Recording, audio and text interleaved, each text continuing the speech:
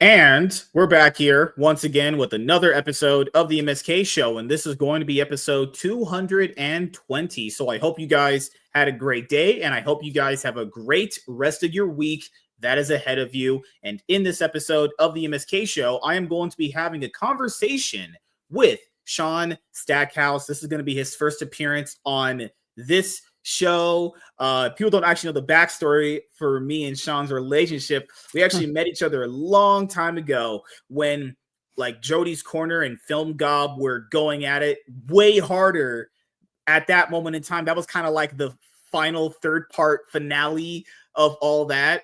And then Shaun was like, hey, if you guys are Jody's Corners fans, we can come over and have a good conversation with me and my friend T-Virus Terrence on his channel at the time.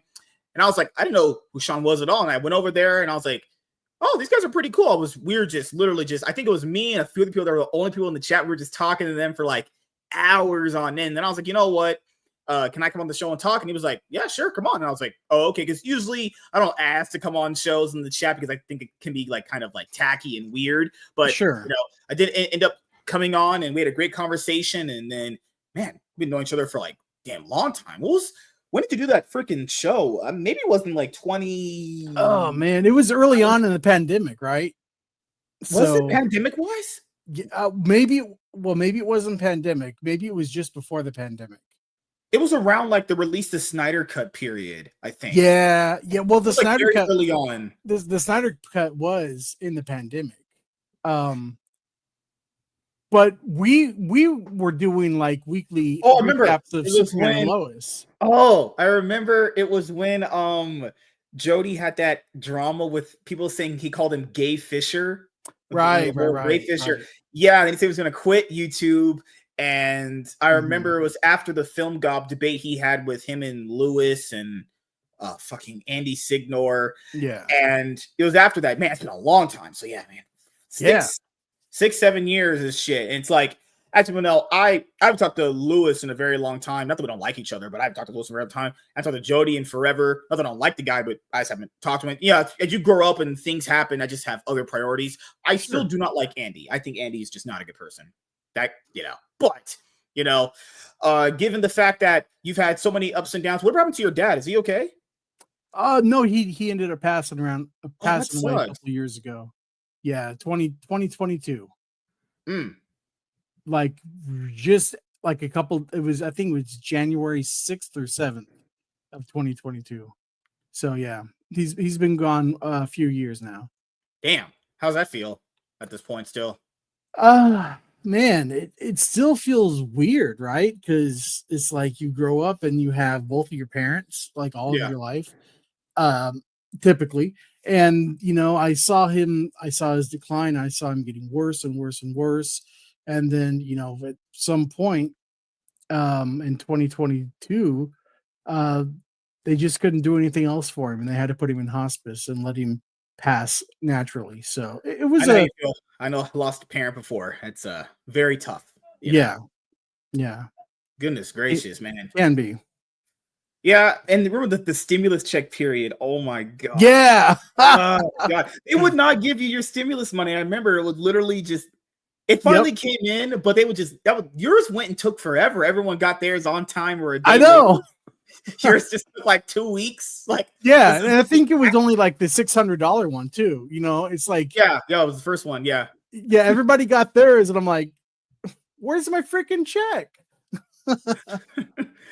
So just so later on in the show's life cycle, when you come on for a second and third appearance later on, we can already get this done and out of the way, which would be like the origin story for yourself. So, as everyone knows the superhero movies now, they don't like origin stories anymore. It's like, no, I want to just get straight into the action. So we're going to do that first. We'll do the origin story. Then we're going to talk about many other things. So we'll start with this. How was your life growing up, actually? Pretty normal, man. I would grow, get up in the morning as a kid. If I was not going to school, I would go across the street to my friend's house. We would play with our toys and our action figures and stuff. And then we'd be out all day and come home when the street lights came on. And Very Then similar upbringing I had. Yeah, you just yeah, after your morning cartoons are over or whatever shows you watch from Disney Channel, you're going outside till like 5 o'clock. pretty much, man. And like you could come in for lunch and stuff like that, but don't be coming in and out because that's going to let the air conditioner out, so and then when I discovered video games, like I had the NES, the first Nintendo, and I got Super Mario Brothers 3 when it released in the summer of 90, I think. And man, I played that thing all summer long. Like, because you see the modern Nintendo games now, you have save points. Back then, we didn't have save points. So if you die, you start from level 1. So Yeah, when the GameCube introduced memory cards, that was a game changer. and yeah, absolutely. Because the only game to my knowledge on the NES that had like saving ability was Zelda. But yeah. Trap. Or like, because the only thing that I didn't have in my nerd life growing up was comic books. I told you back in the day, I didn't grow up around a comic book shop. We have to essentially drive out to that stuff. Because the only comics I read growing up was Spider-Man comics that we got from a newspaper subscription. Yeah, guys, back in the day, they had a thing called a paper trail for a newspaper route. And comic books would be in there like every Friday. It was just Spider-Man comics. That's the only comics I had growing up. I mostly had manga growing up. And later on in life, I just bought, as people can see, comics and omnibuses and all that stuff for myself. So when we got video games, either if I wasn't outside, I'd be inside playing a video game for legit hours on end. And I didn't really care back then of like if I had a GameCube or I had a PlayStation 2, I just would play a game and I think I played games multiple times even after I beat them because I would just me in love with games. Yeah. Like you got to the point where you would just unlock random shit you didn't know existed because you just played the game that much. But nowadays, it's like, you want this new character? Cost $7.99 for a DLC. Right. Like back in the day, the games were done when they yeah. We used to go to like the supermarkets and like the magazine section was always the best thing to go to because your parents would drag you around to get food. But the magazine section when you had like the tips and tricks books, the game magazines when you had interviews and all that stuff, man, you're like, oh, there's more stuff in this game. I would just sometimes read game guides when I'd already completed the game just because I wanted to I was bored and shit like that. Good Lord, man. Back in the day, like people are factor in, I know people don't like Andrew Tate, but he did say something very important about video games. Back in the day, the games were just done, like you said. You came with a done game. Now it's like insert game, make an account. Do you want to subscribe to our emailing list? Do you want to do you want this base version of the game or do you want the full package? Do you want the season pass? Do you want the live edition of whatever? It's like, oh my God, can I just get the fucking game? Can I just get the damn thing done? Right. Yeah. So how was your life with comic books growing up? You had comic books growing up, right? Yeah, I did. Did you have DC or Marvel? Both actually. Okay. One of the first comic book storylines that I remember reading was the symbiote suit back in the 80s. So it was, I forget the comic line. Secret War storyline, right? It was leading up to it. Yeah. I believe it was leading up to it. And so it was when he got that black suit. And I remember reading those. And then Secret Wars, of course, which I'm rereading now because I haven't read it in like 20 years. But but now all my comics fit on my iPad. I don't do individual issues anymore.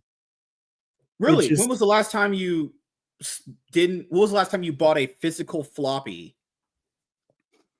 Probably when I signed up for the DC Infinite app and it sent me like an anniversary edition of the Death of Superman, which I already still have that from back in the day. So I sent it out to Mr. Trap because he didn't have a copy. So I shipped that sucker to California. And it's probably a lot more easier for you having just the comics being digital than physical, but I know you like the physical versions better. I do. I do. If I had enough space, I would certainly, have like those spinning racks or whatever to have like a comic book collection in the physical. But at least in the digital world, see, it's kind of a catch-22, man, because comic books erode and get destroyed over time.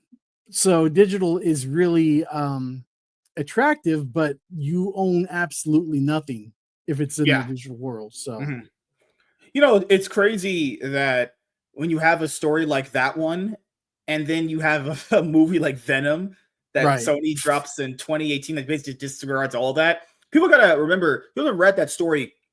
Spider-Man didn't even know it was an alien.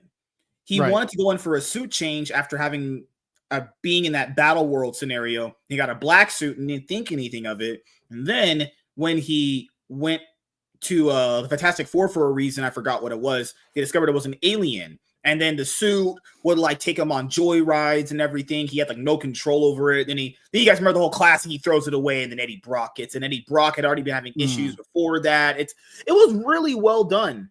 It was a great build up for a storyline, and just seeing the way that Sony just never even tapped. They could have had Spider-Man. They revealed we could have been using Spider-Man the whole time. We were just fucking you guys because we're Sony and we just want to put it up your ass. And it's like, Yeah, pretty much. You just tanked your own universe for absolutely no reason. Because sometimes when it comes to these movie franchises, they can't get access to certain characters because rights and all that stuff. No, guys, they could have used Spider-Man. They just chose not to because they're just idiots. They're just stupid.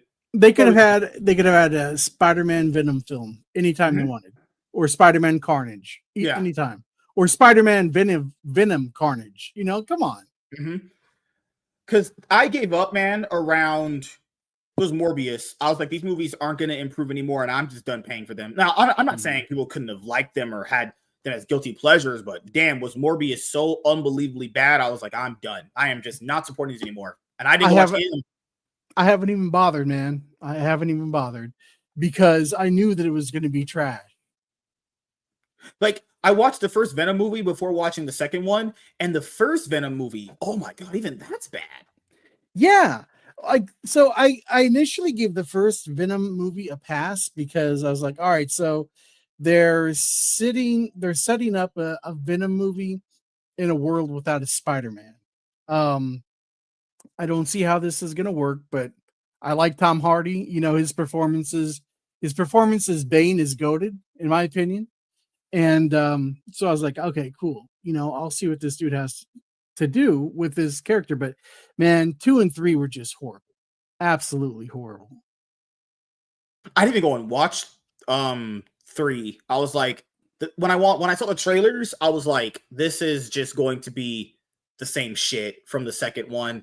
And I thought Woody Harrelson wasn't a bad casting as Cletus Cassidy. Sure. But it's just, oh my god, man, these movies are just nothing burger. Just they're essentially like they're like the Transformer movies, but without the actual like wacky craziness of them that makes them fun. At least the Michael Bay movies, despite them being really not good, at least there's some really crazy, like so bad they're good moments. Those movies had none of that. These aren't even like so bad they're good. They're just not good. They're just trash. Right. And then you go into things like Morbius and Madam Web, and it's like, what are we doing? What are we doing? To be honest here, I didn't care to watch Madam Web. I remember I watched someone's video spoiling it, and I was like, that sounds like the worst thing on this planet. That sounds like some awful trash. That sounds the only thing that Madam Web did was show us Sydney Sweeney in a mask, and it's like, yeah, she could be like a Power Girl or something. Spider-Woman, yeah. Because I heard that too. The shot of her upside down is in a dream sequence, and it doesn't even matter. It's like, well, what was this movie for then? Like, right? I don't like.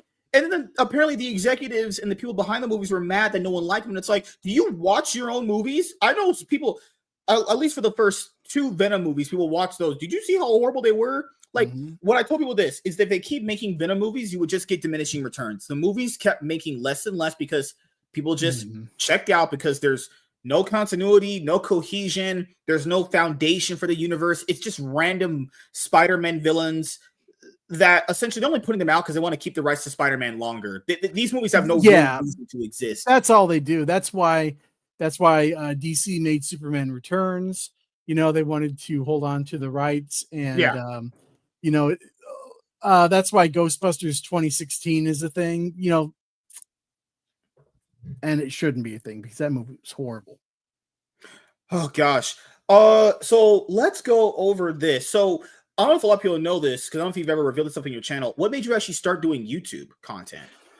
It was something that I had been kicking around for a while. And then I had watched certain content creators, but the thing that really made me want to do it was watching Jody's channel. I was like, man, okay, I see what he's about. I see the ever improving quality in his stuff, starting from his cell phone, then slowly evolves into what he has now. And so, yeah, Jody's Corner was a big inspiration for me in a lot of ways. So you were a fan of his and you watched his movie reviews.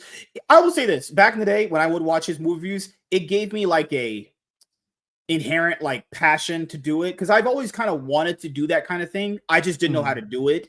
And I was like, when he would talk about movies, because he switched over from Yu-Gi-Oh content to doing that, which ended up being way more successful. I was like, this is kind of the way I would really talk about this stuff too. I know he doesn't do a script or anything like that, but like I have to rehearse what I'm going to say because if I don't want to like do, you have how potentially you did like movie reviews and stuff like that.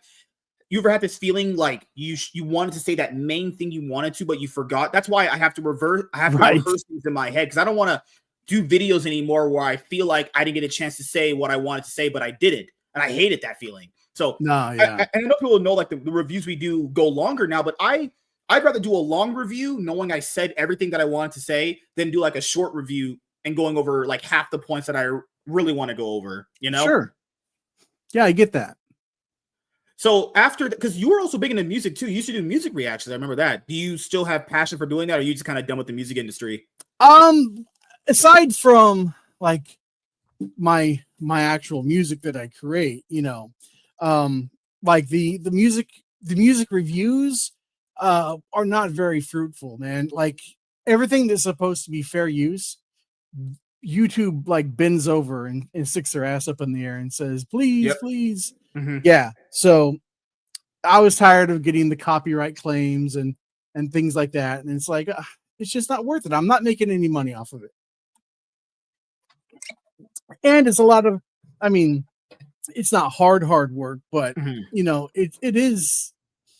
it does take quite a while to do these things, to set everything up for the shots and stuff and make sure the levels are right with the volume.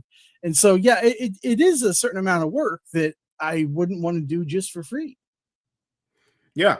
Because I remember you were doing that one singer, Adam Lambert. Yeah. Remember Adam Lambert, and he is the what do you want? Is the guy who made the song "What Do You Want From Me?" Yeah. And Adam Lambert. Oh my god, I haven't heard that name in forever. What does that guy even do?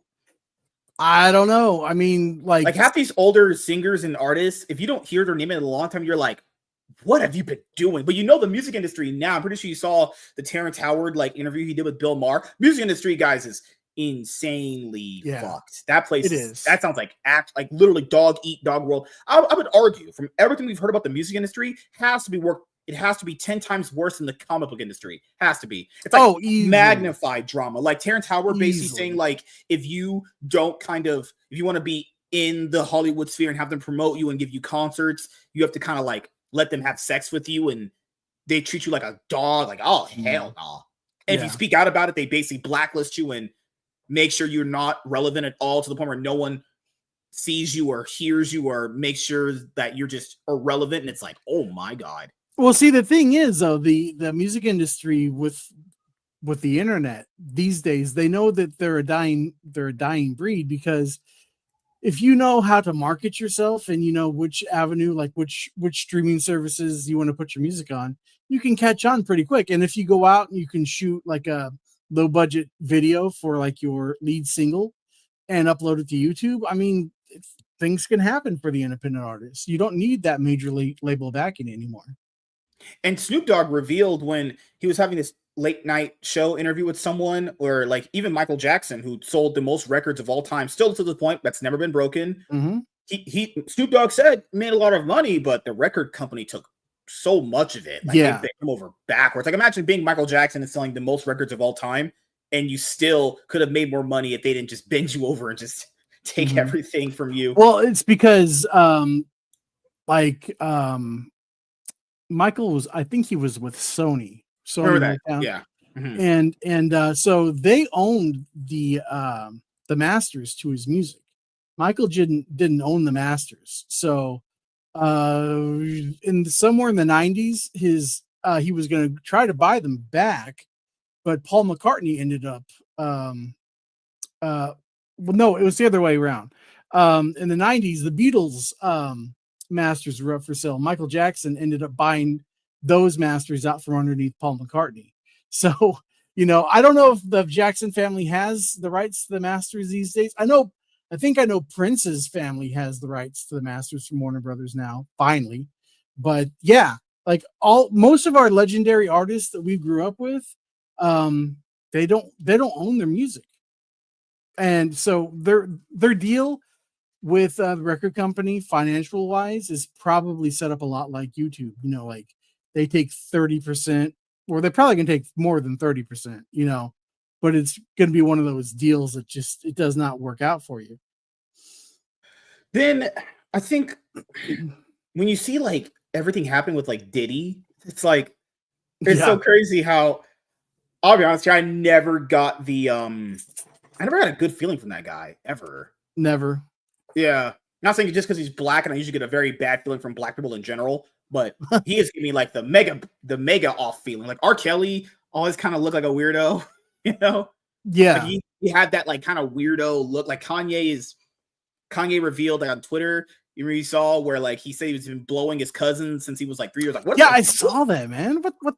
What the hell? How do you allow said, that like, to happen? I was blowing my cousin until I was 14. I'm like, why would you admit this?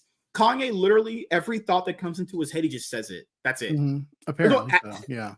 It's like it's one of those things in life where I'm glad people are open, but there's some things you should just keep to yourself. There's things that we don't honestly need to know. Facts. Like I don't get it. Like people are just way too open about stuff, and they don't even have what's that word? Like they don't have shame. Yeah. Yep. No shame, man. So for comic books, I wanted to ask, like, which are you reading any current ongoing titles, or are you just only doing like the back issue stuff essentially? Oh man, I'm doing a little bit of everything. Let me pull up the app really quick. Let's see, where the freak is it? There it is. So I've been trying to get into the new weird Superman, Batman, and Wonder Woman. I forget what it's called. Oh, it's what the absolute title. Absolute, right? Yeah. Okay. Yeah, so like Absolute Batman right here. So I've read 5 issues of Absolute Batman. I've read 3 issues of Absolute Wonder Woman, and I read 1 of Absolute Superman. Batman's the best title. Wonder Woman would be second. I read the first issue of Absolute Superman, and I was like, "Ooh, this is kind of not good." Hopefully, it gets better. I mean, Laugh said it gets better as the book goes on. Like the first issue of Absolute Wonder Woman, I thought was fine. I thought it was really good, and then issues 2 and 3 feel very like slice of life kind of books where they're kind of just beating around the horse, kind of biting their tongue to get to the final 2 issues to wrap it up. But Absolute Batman's been bonkers and fun. At least it's crazy, because with Absolute Batman, because the notion is like, hey, we want to take away certain things that made them who they are. But the only thing that's taken away from Batman is that he's rich. He's still smart. He's still very successful. He's still big. He still has his personality is still relatively the same. The only thing that's really different is that he doesn't have his money and he doesn't have his dad. He has his mom. And it's like, is he that much different outside of these two? Like, they just didn't want to have him be a rich white guy. That's the only problem they have. And I was like, oh my God, why are we so petty about rich white people? They're so petty at DC. He's literally, his Bruce is no different. It's literally just the same Bruce, except he has no money, so he's not rich as his other main counterpart, and he has his mother still around. Yeah. I've heard really good things about Absolute Wonder Woman out of the 3. But to me, when you start messing with like the DC Trinity, I'm not a huge fan overall. Just leave them the way they are. Yeah, it's like they had this initiative with like Dawn of DC that didn't really go anywhere. No, a lot of people say it's called it Yawn of DC. Yeah, God, like the only run that I remember I read that I enjoyed was Jeremy Adams' Green Lantern run. That was very, very good. Other than that, there wasn't really much chatter around the Dawn of DC initiative. Like they've had all these reboots and initiatives, and they were like, "Hey, and for DC All In, we're not going to reboot anything." And it's like, yeah, we've told you not to do that like many years ago, but apparently on their last leg, they're not going to reboot. So what good they did this time around with All In, they were like, okay, we're going to not reboot. We'll just carry over the continuity, and then we'll just switch creative teams. So I think what they did with All In, Marvel should start doing, because Marvel switches creative teams, but they do it for like failing books. Like if you have a title that's not going anywhere, why not, instead of just relaunching it to a new number one, why not just like switch the team and see if they can kind of revitalize the book and give it a new life? Honestly, you don't always have to relaunch it to a number one. I don't get that, but Marvel is just addicted to that right now, you know? Yeah, and Trap and I read Superman #1 from Dawn of DC. Joshua Williamson. Joshua Williamson, yeah. And we read that for our Comics and Culture stream, and it was I have it all in trade. Did you read the trade or you just read the single issues? We just read the digital version. Okay, so how many issues did you get through? Because the first trade is, I think it's 5 issues. Oh, we just got through the first issue, man. Like, okay. Like the first issue, like even though it was like showing things like making nods to Superman the animated series and stuff, we thought that was cool. But the overall, like Lois, like being in charge, I think she was in charge of the Daily Planet or something like that, which I could see that happening at some point, but not when you're just launching a #1. Because I remember with Dawn of DC, they chose to launch a bunch of their newest titles. This is their biggest one, was like new #1s. Like Hot Girl was written by a Looney Tune, and that got that apparently that fell off the sales charts after issue 1. Yeah, because like there are certain characters that literally are only good when they're with someone, just a duo or a group. Like Hawk Girl is mostly known for like stuff that Hawkman does. They're usually known as the duo, Hawk Girl, Hawkman. I wouldn't read a solo Hawk Girl or book. part of the Justice League. Yeah. Like, or if she's like maybe there's iterations where she's in like the JSA. Like I wouldn't bother reading that as a single ongoing series. Like there's some characters you can maybe sort of justify it happening for, but it's like I think that's the problem with the comic books right now, is that they think that every character in a group gets a ongoing series, and it's like, no, they're just not that interesting. Or maybe you're just not getting the right people to make the stories interesting enough, you know? Especially, did you read any of the Jonathan Kent Son of Superman comics? No. I read a handful of those, and they were boring as hell. Those are the ones written by Tom Taylor, right? I think so. That sounds right. There's the one where he turned in like his son gay or bisexual or whatever. Yeah, where he was in love with a dude, and that also fell off the sales chart too. Yeah, it's because Tom Taylor, I don't know if he did that to appease the people that are super highly political at DC, because he's the same guy who wrote Injustice. He did DC Dark Knight's Metal. He did Justice League versus Power Rangers. He's did that Nightwing run that everyone loved. So did he do that to kind of maybe get higher up in the company? Like, hey, I'm one of you guys. I love when my Superman sucks dick too. It's like, yeah. Remember after that, he now is going to be exclusive with just DC. They put him on Detective Comics after his Nightwing run. And it's like, I don't know if he did that because he wanted to, or he only do that to try to kind of like get better cred in the company. Like, I don't know, you know, but it feels like you never know. But yeah, I agree with you. It feels like that's probably something that was in the back of his mind. So that's it. So outside of Absolute, Batman, Superman, Wonder Woman, anything else from DC? Are you reading Hush 2 currently? Right? All right, that's like Hush 3. No, I read Hush, and I really don't feel the need to like go back, and because everything I've read is like, this is all recycled leftovers from Hush, you know. So I don't know, maybe I'll get around to it one day, but yeah, let me go to my history here, and I'll bring up like some arcs that I've been reading. Like there are some good Green Arrow books that I've been reading. Oh, did you read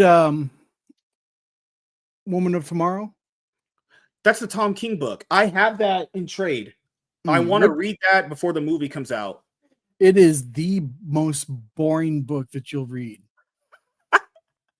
Yeah, I mean, That's it a is movie that we're super. gonna get a book based off of. Holy crap! Yeah, Holy crap! well, they're taking like a lot of liberties with the storyline because Lobo's not in it. You know, What was originally, I guess, in Tom King's early draft, but they took it out. It was an yeah, editorial thing. DC said something like, "No, we can't let you have Lobo" or something like that.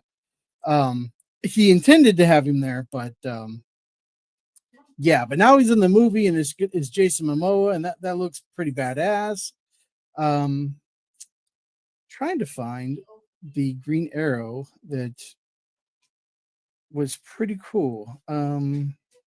This is the run that basically inspired the Arrow TV series.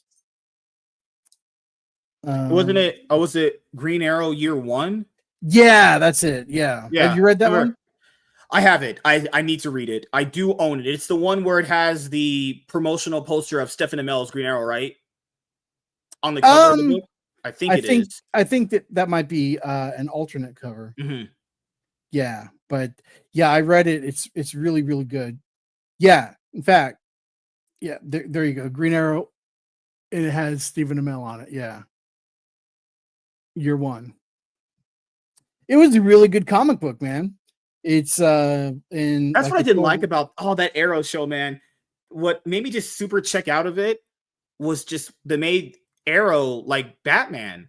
Well, it's because they wouldn't let them use Batman. So, I mean, your next closest character would be like Green Arrow. Because you know what people said? They were like, well, you can't really make like that Oliver personality can't translate very well to TV. And it's like, well, yeah, if you literally don't even attempt it, then I guess if you're using a mindset where you didn't even try, I guess that's true. You could absolutely translate Batman's personality. Do you know how normies are gonna casuals are gonna feel that way? Casuals are gonna be like, well, why is Arrow acting like Batman? People are just gonna just compare them on basis that aren't even like that make any sense. And that's not at all how Oliver Queen acts. Yeah, Oliver is like very much different from Bruce.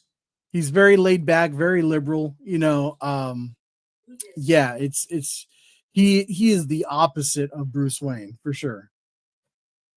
And that's the problem is when it comes to shows like those, if they don't, I guess in my opinion, give you a good interpretation of what the character is usually portrayed as from the comic books, then I feel like you get done a disservice. Now, I know Stephen Amell did a great job with Green Arrow, but like that's not. I just can't look at that guy and go, "That's Oliver Queen." Yeah, outside of like name alone, you know, like Barry. The only thing that really wasn't Barry was his hair. He said he wanted to be a blonde. The producers told him you can't do it. So I can't really argue with that. If he said he wanted to do it, but he was blocked by producers, it is what it is. You got to get paid. Yeah. But at least Barry, you could go like, okay, that's Barry. Barry would do a lot of these things right here. And keep in mind, I gravitated to the Flash more because I feel like they actually did his story better. Like in the first season of the Flash, they established a lot of his villains, the reverse Flash storyline, that mystery throughout the season. Oh my God, man. The magic of Flash season 1 was just, man, so damn good. And the season 2 came and you're like, okay, it's not as good as season 1, but it's still very good. Like season 1, I give like a 10 out of 10. Season 2, like a 9 out of 10. And then season 3 came and I was like, season 3 is when I noticed the show wouldn't be as good anymore because when they rushed Flashpoint, the Savitar stuff, it was pretty. Savitar is voiced by the guy who voices Jigsaw, actually. Yeah. Tobin Bell was crazy. I didn't notice it, but I was like, that feels like it's Tobin Bell. But the Savitar season, I really wasn't a fan of, honestly. Like, it had good moments in it, had really good moments, but I wasn't a fan of it. I think the season that I liked the most that they came with later on was season 5. I like the Nora season. That was actually was woke. I liked season 5. I thought season 5 was a return to normality for the show. It had its cringy CW moments, but I overall enjoyed it. And that's probably because they brought a reverse Flash. Right. Yeah. I think season 5 was the last good season of the Flash. Everything from there on, I just checked season out. Season 7? Remember season 7? Oh, what was the last season you watched? I watched every season up till season 8. And even season 8 just dragged on and on. It started out strong, but it just, I'm trying to think. I think it was like season 7 that I checked out. Oh, it's the one where you had all these elements and they became their kids or whatever. Yeah. So trash. Yeah, so disgusting. And the one after that was Was the one after that, was that Blood Work? Or was that the one before it? So Blood, yeah, he was the second arc of season 8. The first arc was fucking hell. Was that Annihilation arc they were doing, or Revelation or whatever it's called? Mm-hmm. Yeah, I thought the start of season 8 was very good. The first five episodes were, oh god, when it was revealed that Reverse Flash came back and he did the whole he did his own like Flashpoint paradox. That was very good. And then after that, it was Armageddon. After Armageddon arc, the whole season just fell apart. That's boring. Right, because it was the first 3 or 4 episodes. And Armageddon was very good. Yeah, I did tune in for that, but after that, because remember Tom Cavanaugh said he was like, "Yeah, I'm kind of." It was revealed he was done playing Reverse Flash, and he came back for those 5 episodes, and you even had some great interactions with him throughout the season. But it's like, man, that season just dragged on and on and on. I can see why Grant kind of gave up with it. And keep on, he's been playing the Flash for like 10, 12 years, so obviously he's not gonna like it as much as he originally did when he first started. But sure, I have very fond memories of the Flash. I did enjoy watching it, even when it got really bad. But when it was We Are the Flash, it's like, no, Iris, you're not the Flash. Shut up and sit down. Oh god, Iris, Lord, that character is just not good. She's not only does she not even look like Iris, but because Candace Patton, that's her name. Yeah, gross. I mean, she's an attractive woman, but she does not look like typical comic book Iris. And she never let it go that the fans were mad that she didn't look like Iris from the comic books. What a baby! Like, well, I mean, it's not even her issue. It's the people that cast her. That they have the issue with. The people that casted her put her in that position. Mm-hmm. But that's the thing with women, dude. They don't think logically most of the time. It's all emotional. It's really just all it is with them, honestly. Sometimes, yeah. It's like they see it's emotion first, logic second. Holy mother of God! But now with James Gunn coming in, and James Gunn basically went, "Hey, everything's going to be under one umbrella. We're going to have one continuity with video games, movies, live action, television, and animation, and all of that." It's weird because I'm so accustomed to random DC animated movies getting announced and coming out. We're never going to have that again. We're never going to have those random, like, I don't know. It could be a movie based off, like, I don't know, fucking hell. Like Batman and Robin. Yeah. We're not going to have ever. Yeah, we're never going to get a Kingdom Come animated movie. We're never going to get a random popular story arc for a DC character movie anymore. We're not going to have that. Like, look over here. Like, we're not going to get, like, you could have had maybe like a Superman Triangle era animated movie. We're not going to have that anymore. We're just going to get movies that are only just going to be solely for pushing the narrative of the DCU. And a lot of the DC fans were saying these many things through all these years, and they were like, yeah, we want just one continuity. We want just one thing. And keep in mind, that's what probably James Gunn wanted to. Like, it's fine to have one continuity, but man, the thing, we're not going to have that anymore. It's just, it feels like that's been a part of my life forever, just having these DC movies get same man, because I grew up with the original DC animated universe. It started with Batman the animated series. Yeah, it all started there. Yeah, and so I've seen it change throughout the years, and I'm ready for like one unified vision, because if I would have had my way, I would have. Oh, sorry, let me mute myself really quick. Very good. Yeah. Dog going crazy. That's okay. Oh, no worries. MSK being a cloud chaser as per usual. Not true. Hi, David. How are you doing, man? Trap said, yeah, that Superman issue #1 from Dawn of DC was lame. Yeah, I would say this. I think DC puts out better books than Marvel currently right now. I think if you maybe went and read the rest of the books in that series, at least for that first arc, you might have liked it more, but who knows, first issues are typically pretty bad. I'm probably going to tap out, but just depends. But yeah, like seeing all if I would have had my way, like if I were in charge of DC Studios right now, I'd be like, cool, let's go back to that original DC animated universe, starting with Batman the animated series, ending with Justice League Unlimited.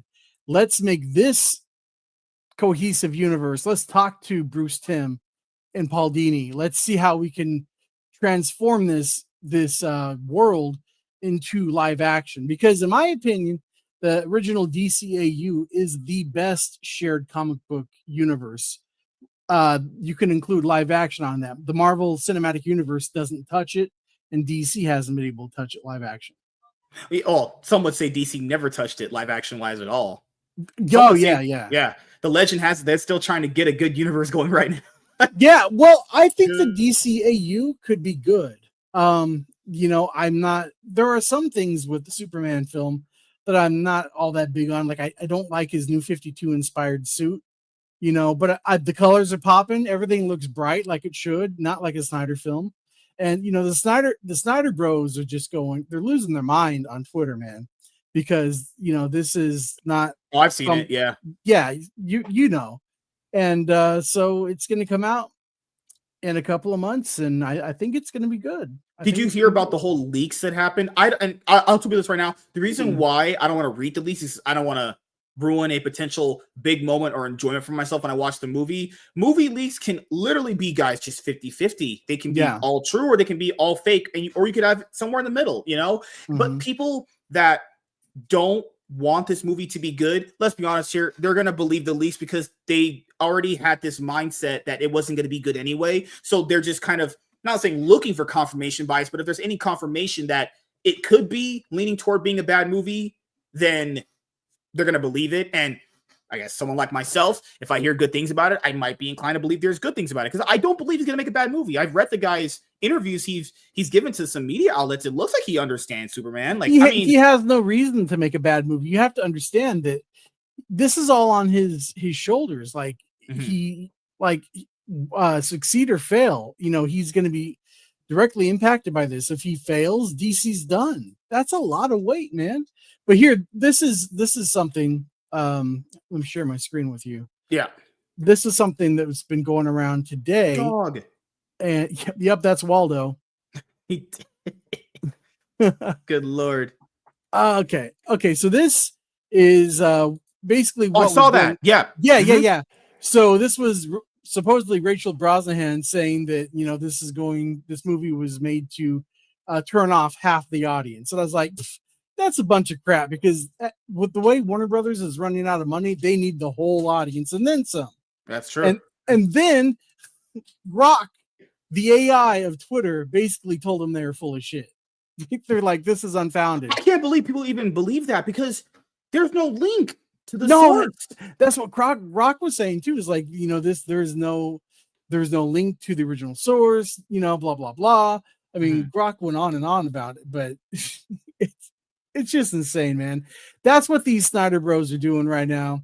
They're trying to take the excitement away from this film. Like, you notice how people aren't talking about how James supposedly was forced to cut 30 minutes from the film now, because that probably didn't happen.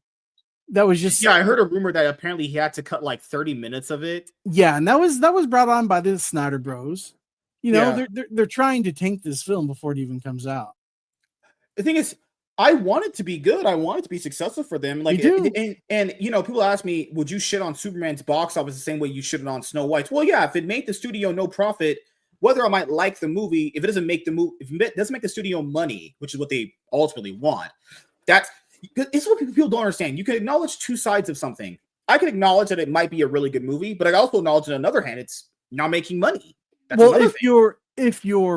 if your product resembles what your source material says it should be, then I support it. Like, if Superman is resembling a lot from what we've seen, what his source material is like.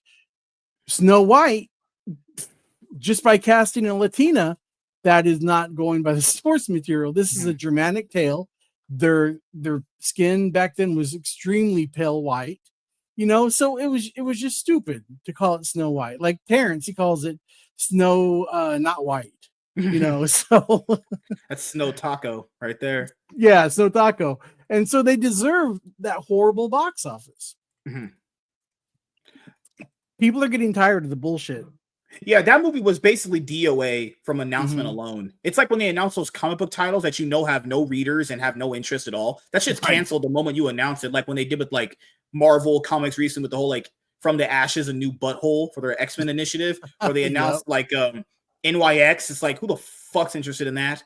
Announcing just the most random shit. It's like, What's the motto of like? That's the thing. That's the thing. Oh, throwing shit at the wall and seeing what sticks. That's Marvel with X-Men right now, guys. Oh, for sure, for sure. And that's the only thing that they have saving grace with. Like, so after Secret Wars, if they do this reboot with X-Men and that doesn't hit, Marvel's done. They're gonna have to shelve it for like 5 years, because if they screw up the X-Men, I mean, what else you got?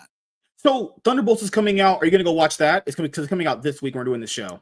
I'm thinking about going to see it because I'm just kind of curious, but I mean, it's not the Thunderbolt team from the comic books. Oh, it's I know. Yeah. It's Thunderbolt in name only, just like Secret Invasion was that in name only, you know. So if you do go end up seeing it on Saturday, we're going to do an open spoiler alert discussion for it. Okay. So usually when I watch like new movies like that, I like to get them spoiled quickly, so I don't want to keep the whole movie in my brain, because I'll have to like not spoil it for people. That's the only thing I'm going to be able to think about. Well, depending on what time you can, depending on what time you do it, I could do it. But later that night, I have a D&D stream. So also, I'm going to try and do it around 7 p.m. PST, maybe 6. Is that? Yeah, fine? That would push it off into like 9 o'clock my time. So I probably wouldn't be able to join, because I'll be playing D&D around that time. D&D, isn't that for like nerds and losers? Yeah. Oh God. We lost him. But when it comes to Marvel right now, that's all they have is like, so Thunderbolts and Fantastic Four, people are just kind of up in the air if they're going to be good at all. But Fantastic Four is going to bomb. That looks like dog shit. And Reed Richards, look, MSK, Reed Richards is the leader. You saw that trailer, like when Shia LaBeouf says, are you the protectors of this planet? And if Sue Storm was like, I got this. Yeah, we're the protectors. I was like, oh. We have a female Silver Surfer. Yeah, who was in like a handful of comic books. Then she died. It was crazy. All the people that are like, man, but it's in the comic books, and it's like, you people are just so stupid, because their mindset functions off of, it's in the comic books, that means it's justified. And it's like, no, there's plenty of horrible decisions in comic books, but they're only going to use that argument when it suits them. When somebody like me says, but it's in the comic book, saying like follow the source material, they're like, comic books don't matter. But to sort, to fit their narrative, but it's in the comic books, listen to me. Yeah, keep in mind, the people that are saying she should exist in this universe can't even tell you who wrote that book or drew the art. That's how you know no one knew this character. Literally, guys, I'm the honest here, I had to look her up. I just didn't know she existed. The only Silver Surfer I know is Norn Rad, because that's the only one you probably should know, because he's the only interesting one. Like, no one knows who that fucking character is. People say, but it's in an alternate dimension. Oh my fucking God. Didn't Loki establish that a lot of this stuff is variants? So if I'm supposed to assume that she's Silver Surfer, then that means the Silver Surfer from our universe is also a woman too, because they're all variants, right? It's like, right. Because so she is, but she in our universe, or the main Marvel universe, 616, I believe it is. She is the wife of Norn Rad. Yeah, that I remember. Yeah. So it's also another thing where people are like, but like, because a lot of the weirdos are like, it's just, you guys are just talking about it being woke and all. It's like, I'm not even saying it from a woke point of view. It's a dumb point of view, having a female Silver Surfer on screen when and everyone that's going to see that is going to go, where's the male version? Sure. So you're doing that character a disservice anyway. Everyone only like, what's this issue with people where they're like, but you should give this person a chance. No, this isn't fucking a popularity contest. This is if more people like that, that's what should be on screen, because why are you catering to like 1% of people that may know who that exists? That's stupid. Why would I use the lesser known Silver Surfer when everyone likes the male version more? That's dumb. You're absolutely right. But that's what Disney is infested by clowns. I mean, there's no other way to put it. These people don't know jack shit about how to run this company. And it's showing, like, the past 5 years of the MCU, man, it's fallen off the tracks. Oh yeah. They had no plan after Endgame, because Far From Home, people don't realize Far From Home ended Phase 3, and you knew after watching Far From Home this was going to be a train wreck, because Far From Home is a shit movie. That movie's bad. And then I mean, I liked it because of the cameos, but like, the writing was not good. Then you had Black Widow. Like Black Widow feels like a Phase 3 movie than a Phase 4 movie. Honestly, that one came out too late. It should have been a Phase 2 or 3 movie. Yeah. Honestly. And then like we've had so much ups and downs with the MCU. Like the Avengers movies, yeah, I would imagine they're gonna make some money. Avengers is a name that is synonymous with a lot of casuals anyway now at this point because of the movies. The Avengers movies, I think, are gonna make good money. But after that, what's Marvel's plan? They've proven they have no plans with a lot of the stuff recently, you know? That's true. And for me, when it comes to like all this gender swapping and race swapping, I always just use this is my logic is if we're supposed to go off the idea that the character is what matters, then changing them up shouldn't be the priority though. Because people will be like, it doesn't matter if you change them. Okay, by that logic, if you just flip that, then why are you changing to begin with? Right. It's like people are just I think people who aren't invested as much don't understand this, and I can understand if you're like a casual or you're someone who doesn't care, it is not going to be a big deal to you. That is fully understandable. But the people that are casuals are mad at the people that know more than them, and they're like, why are you guys so mad about this? You're the casual.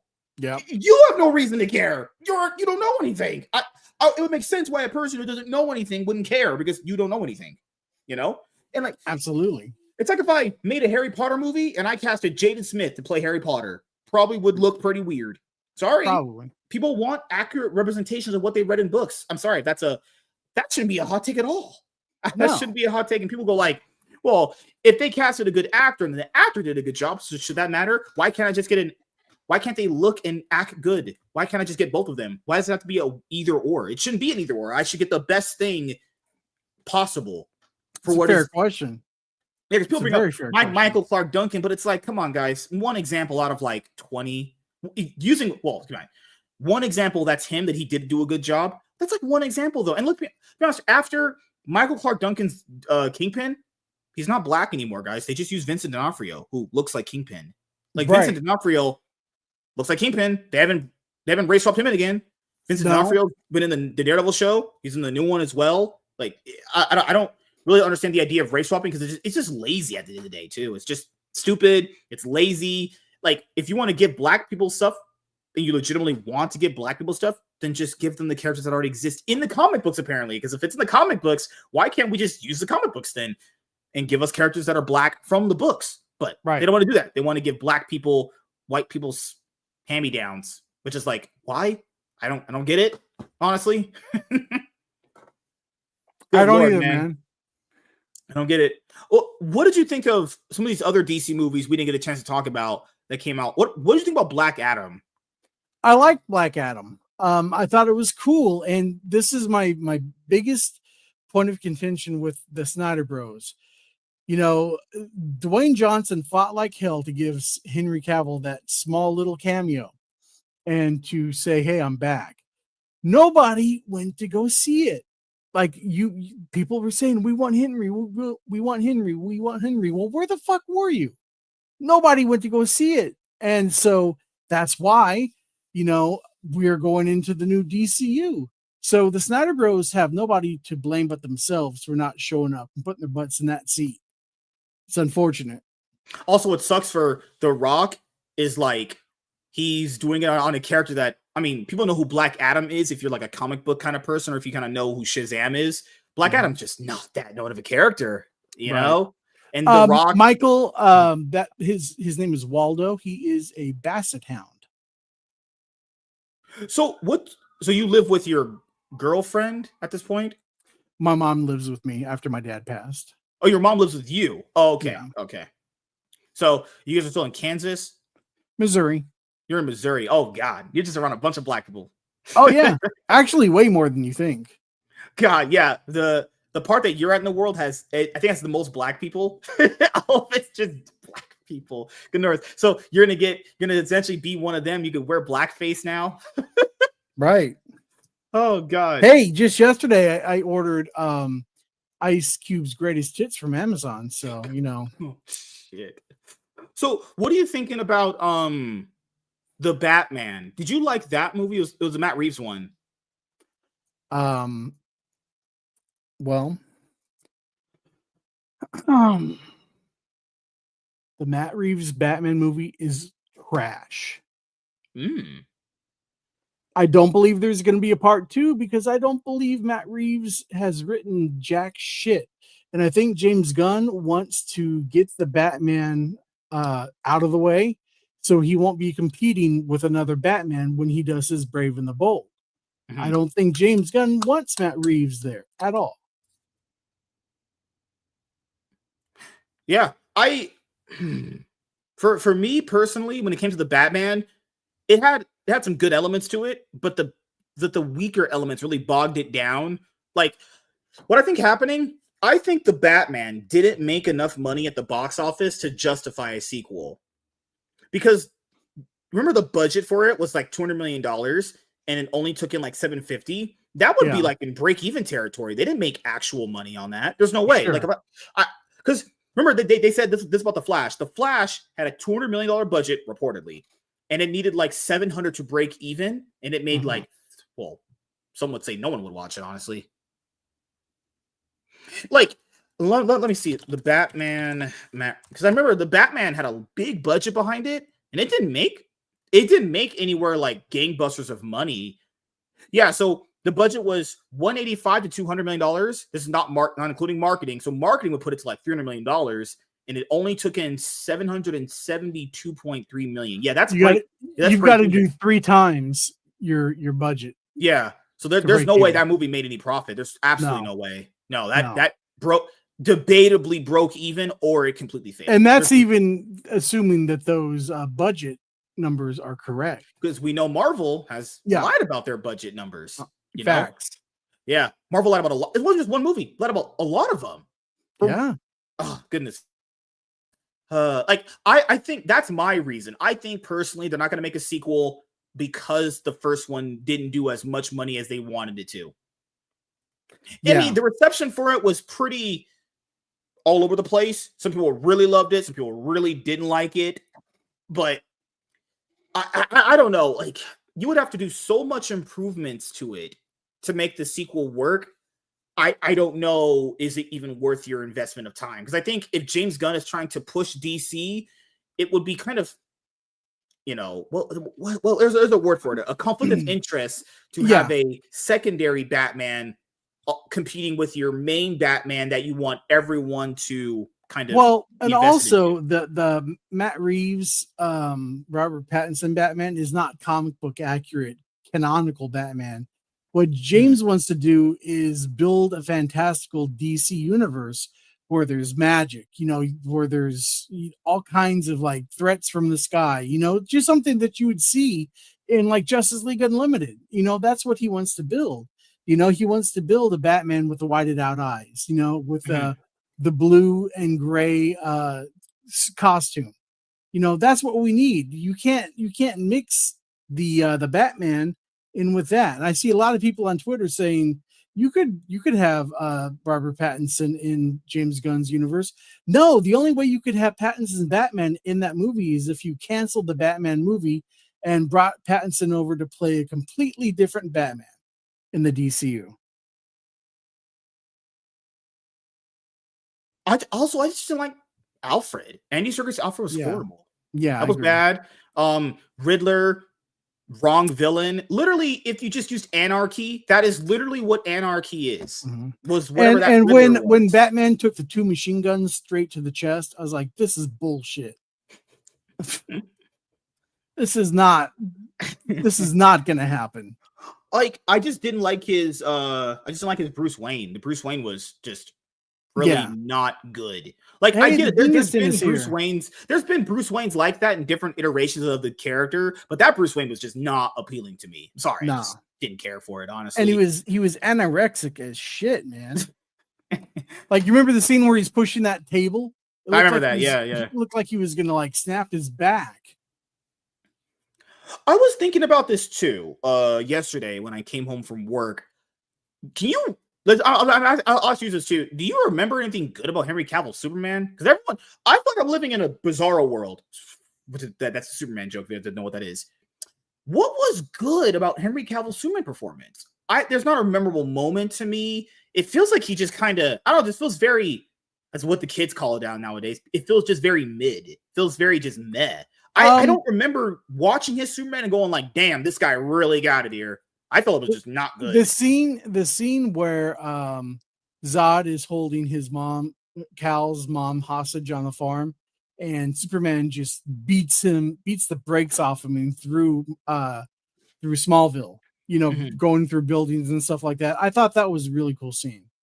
And that felt like Superman to me because you don't mess with Ma Kent. But aside from that, none of that felt like Superman to me.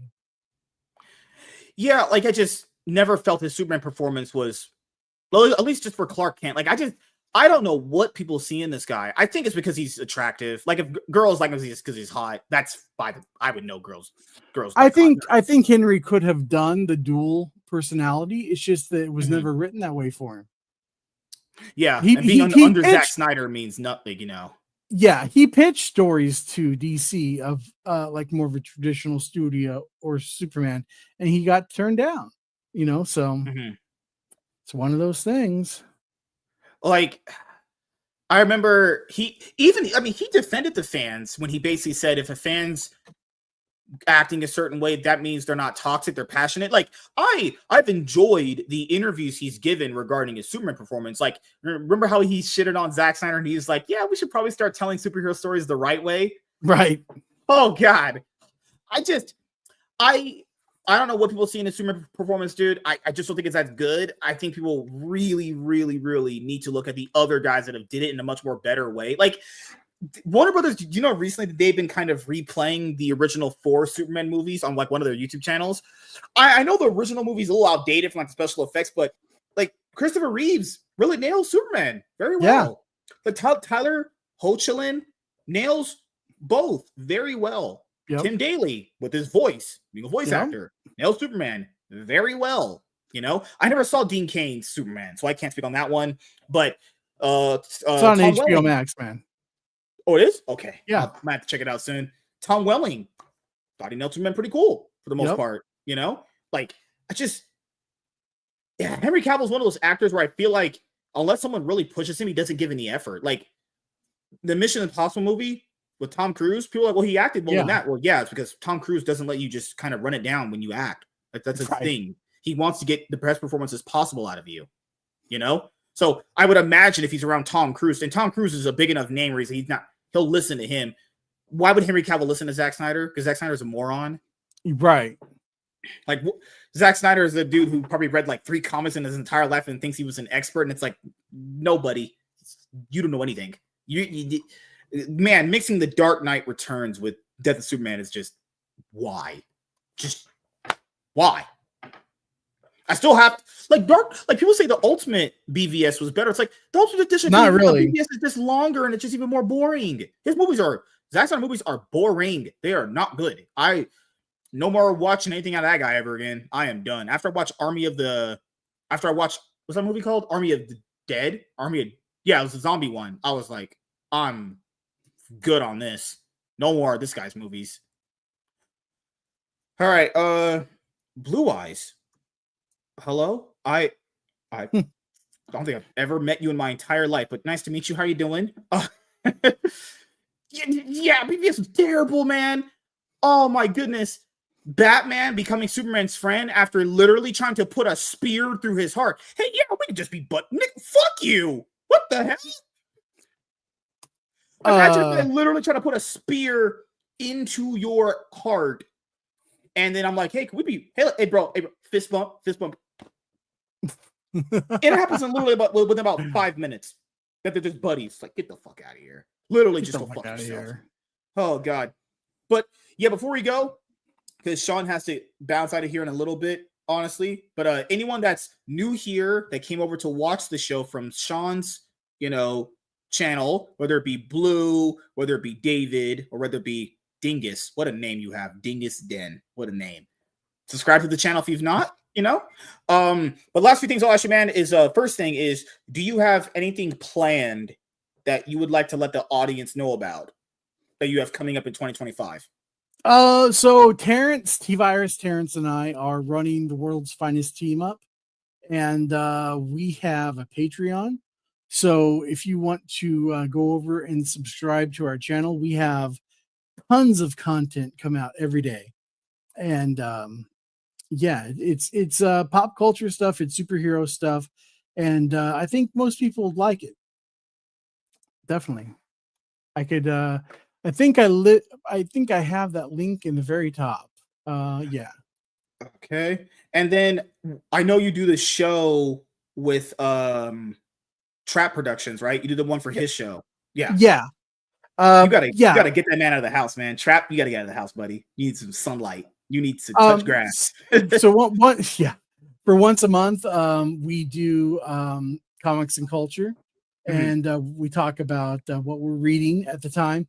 A lot of times we have on special guests, like we had the creators of Common America on one of our streams, and that was pretty cool. Oh yeah, they're the creators that do the big titty girl. That's what I call Yeah, it. yeah, yep. That chick's tits are gigantic. I mean, they are the way of the world, man. You know. But yeah, man, if you ever want to review, any comic books, just we could start that up whenever you have some free time. Sure, man. Yeah, we just have to plan for it, but we'll see how it goes. On the DC Comics app that you have, you can read like trades and omnis, right? Or is it just single issues? You can read trades. Yeah. Okay, trade that's fine. That's good enough. As omnis are, well, as you can see, they are gigantic, actually. Yeah, they are. They're bricks. If someone try to fuck with me, I hit him with my omnibus. Complete brick house. Those things are like this thick, man. Like... All of them. But no, man, it was good catching up with you. We haven't talked in a very, very long time. Yes, yeah. David. Yes, I am still I'm gonna do a Yu-Gi-Oh channel. I have it already made. It's done. It's already been approved through YouTube. All that stuff is done. I just have to upload content to it. But I have been streaming Master Duel recently. I'm going to be doing another one of those very, very soon. So yeah, people ask me, have I quit? No, I've never quit Yu-Gi-Oh. I'm always going to be interested in Yu-Gi-Oh. I'm just busy. That's really all it is, honestly, But last thing I'll ask you, man, is do you have any shout outs you want to give to anyone in particular, and anything else you want to say before we head out? No shout outs really, except for my boy, T-Virus Terrence. We're working hard on the world's finest team up. The link is in the chat. Please come on over, and if you like it, please subscribe.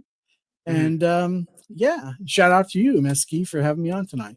Yeah, anytime, man. Can't wait to do this again. Maybe have you on some shows where we're doing like comic book reviews and stuff like that. That'd be pretty cool. That'd be cool. I'm thinking about doing a review on Creature Commandos before Superman drops. I'm down for that. I have to review that because that's the first thing. I've watched it like 3 times. Is it good? Yeah, dude, it's amazing. Okay, a lot of people said it was pretty good, which is, James Gunn has made good stuff. I mean, the only thing of his that I never watched was Guardians 3 as far as superhero related stuff. And I like the first Guardians movie is good. Second one's a little weaker, but it's still okay. And then Peacemaker season 1, that was just so good. The Suicide Squad, as you know, I really, really like that one. I thought that was the second best movie in that universe, actually. I'm gonna upload on it, you bastard. Just made sure to thank you. Yes, anyone that is following comics, I do have a comic book channel. I'm gonna upload more content to it within like a few days, because I have to take the podcast episodes and clip out the parts that we did for reviews. So sure. I just recently dropped a comic book haul, and I got to do another one because there's more stuff that Lapsed Comic Fan wants me to open up so we can review. Don't forget, guys, Summer of Superman. Yeah, where James Gunn hires a Looney Tune to write Supergirl. No, guy, I'm not kidding. That dude that's writing Supergirl, he's pretending to be a woman. That's a guy. That guy's got a dick. Don't they all? You sleep with that person, you're not heterosexual. You slept with a dude. Sophie Campbell. But what if you didn't? What if you realized the dude had a dick, and it was all over? I don't know how you don't realize those things when pants come off during sex. If someone said they didn't know, that person's trolling out their ass. I'm just saying, man. Like, what if they had it tucked away, nice and hidden, and you didn't know until the next morning when the dude had to go pee. Man. It's like, and what's crazy? James Gunn, I'm saying it's James Gunn that did it. I don't know who hired Sophie to be the comic book person, but the DC comic books editorial staff hired a Looney Tune that's a dude to write Supergirl. Wasn't there a thing at DC? No, we need women to write women's stuff and women to direct women's stuff. So you're saying that a man can write a woman better than a woman can write a woman? What are we doing here? What are we doing here? It's 2025 and people are getting more and more stupid. So, that's all I chalk it up to. So yeah, thank you guys for checking out this episode of the MSK Show. Tomorrow we're gonna have a panel show with me, Laps, Comic Fan, Grey Poupée, and Professor Savage Dad. But if that plan falls through, then we'll have a panel show and a one-on-one. But if not, we'll just have the panel show for tomorrow. We're going to go watch Thunderbolts on Thursday. I'll be doing an episode of Full Day of going to the movie theater on that. Got Cloud9 podcast Thursday. MSK show with Warren on Thursday. Friday, we're going to have a guest on, and we'll just talk to that person. It's a new person. I don't want to reveal her. I don't want to reveal this person yet. It might be a girl, might be a guy. You never know. Saturday, open spoiler discussion for the Thunderbolts. And that is essentially it. So yeah, see you guys later. Have a great night.